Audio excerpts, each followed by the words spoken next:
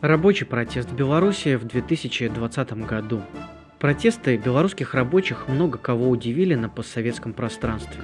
Рядовой обыватель вдруг узнал, что в Беларуси есть заводы, которые до сих пор принадлежат государству, и рабочие этих предприятий выступают против человека, руководящего страной.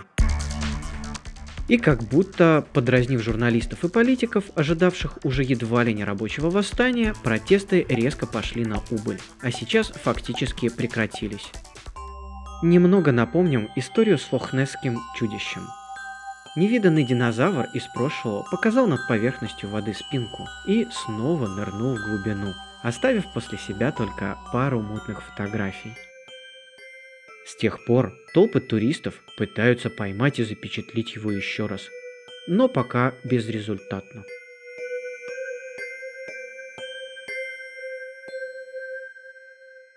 А теперь попытаемся объяснить, что на самом деле произошло в Беларуси летом 2020 года.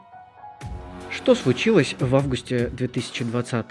После президентских выборов 9 августа 2020 года произошли волнения на ряде крупных государственных предприятий, таких как Белкалий, МАЗ, БелАЗ, МТЗ, БМЗ, Гродноазот, Нафтан и другие. Иногда эти волнения выглядели как краткосрочная забастовка, остановка цеха или какого-то производственного звена на непродолжительный период. Но чаще они выглядели как спонтанный митинг трудового коллектива, выдвигавшего требования к руководству предприятия и центральной власти. Ничего подобного по масштабам Беларуси не происходило с начала 90-х. Однако сообщения оппозиционной прессе о катящейся по стране забастовке, которая вот-вот сметет режим Лукашенко, были изрядным преувеличением. В протестах практически не приняли участие работники транспорта, торговли и сферы услуг. Волнения не затронули частный сектор, который составляет примерно половину белорусской экономики. Да и работники протестующих заводов организационно не были готовы к долгому противостоянию. Что хотели рабочие? Основным требованием было остановить милицейское насилие. Когда вечером 9 августа было объявлено о том, что Лукашенко победил, набрав 80% голосов, и оппозиция по традиции вышла оспаривать результаты выборов, милиция применила резиновые пули, газовые и светошумовые гранаты в таких количествах и с такой свирепостью, которых белорусы не видели в своей новейшей истории. Масштабные столкновения милиции с протестующими продолжались примерно с 9 по 13 августа и происходили не только в центре столицы, но и на окраинах, в областных центрах и даже в более мелких городах. Более 6 тысяч человек было задержано. 11 августа начались выступления на заводах. 13 августа состоялось, пожалуй, самое масштабное выступление – выход на улицу работников БелАЗа в Жодино, которые требовали у местных властей убрать ОМОН с улиц города. В Минске работники заводов массово выходили на улицы, чтобы принять участие в протестных акциях оппозиции. Это однозначно был не классовый протест рабочих, а общегражданский протест с требованием демократических прав, отставки Лукашенко, новых свободных выборов и так далее. Как отреагировали белорусские власти? Власть испугалась. 13 же августа после волнений на БелАЗе в прессе выступила глава парламента Наталья Качанова с заявлением о том, что президент услышал мнение трудовых коллективов и поручил разобраться со всеми фактами задержаний. Бунтующие заводы начали посещать крупные правительственные чиновники. 17 августа уже сам Лукашенко посетил одно из предприятий – МЗКТ. Его встретили негативно, и общение проходило на повышенных тонах. Уходи!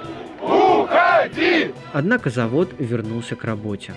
Для властей волнения на заводах стали таким же шоком, как для всех остальных действий милиции. Ничего сопоставимого по масштабам не случалось с начала 90-х. Более того, ранее считалось, что рабочие крупных заводов – это в основном избиратели Лукашенко.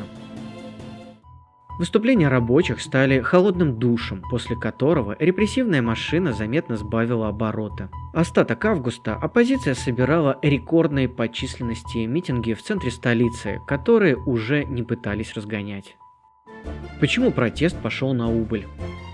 Власть повела себя гибко. Одно из главных требований было удовлетворено. Градус милицейского насилия снизился. При этом руководство заводов активно убеждало работников, что если производство остановится, то наше место на рынке займут конкуренты. И параллельно избавлялось от наиболее оппозиционно настроенных сотрудников.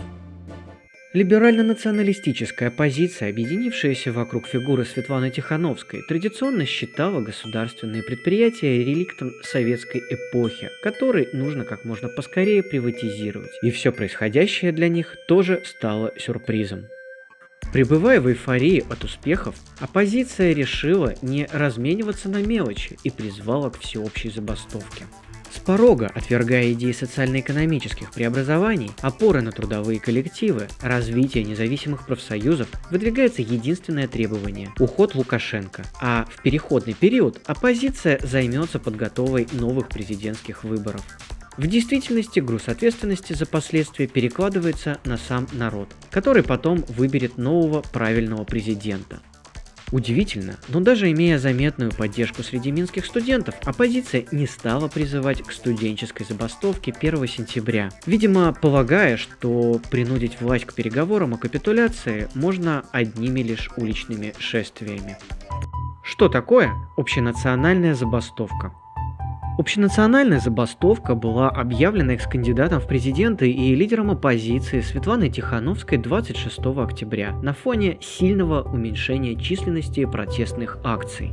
Строго говоря, это не забастовка, это увольнение как демонстративный политический акт.